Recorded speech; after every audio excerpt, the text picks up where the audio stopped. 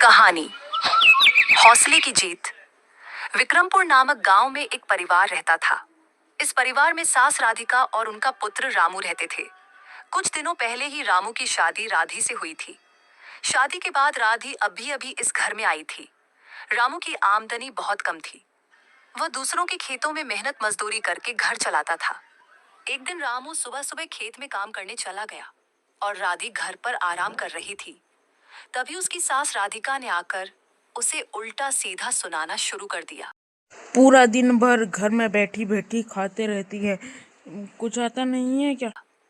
राधी चुपचाप सुनती रही और फिर रसोई में चली गई। जब उसने अलमारी और डिब्बे खोले तो देखा कि घर में खाने के लिए कुछ भी नहीं था। केवल एक टोकरा था जिसमें पड़ोसन की सब्जियां रखी थी। थोड़ी देर बाद पड़ोसन आई।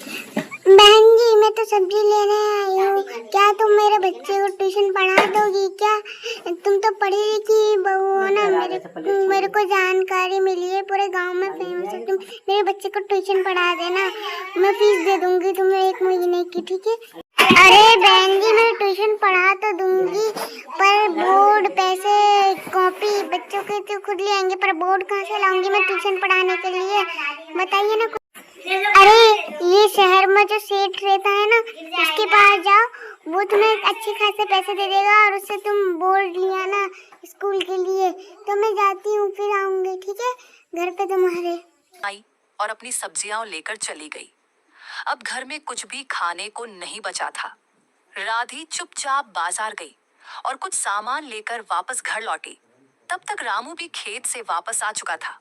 सास ने रामू को खाना परोसा। खाना खाते खाते रामू ने पूछा, राधी कहाँ है? वो तेरी पत्नी एक नंबर की पागल है, पता नहीं कहाँ बाहर डोलती रहती है। किचन से गायब है, मैं घर में आराम कर रही थी ना, मेरे को तेल लगाया। तभी पीछे से राधी दरवाजा खोलकर अंदर आई। उसके हाथ में ट्यूशन बोर्ड था। सास फिर से उसे सुनाने लगी। पागल है क्या, फालतू चीज ले आती है? राधी ने दृढ़ता से जवाब दिया, मेरे पति की आमदनी कम होती थी तो मैं भी अब बच्चों को ट्यूशन पढ़ाऊंगी कल से माँ जी। अगले दिन से राधी ने गांव के बच्चों को पढ़ाना शुरू कर दिया।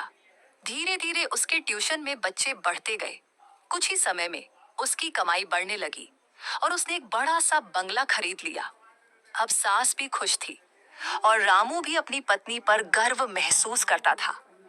राधी ने साबित कर दिया कि हौसला और मेहनत हो तो जिंदगी में कोई कमी रुकावट नहीं बन सकती। कभी भी हार नहीं माननी चाहिए।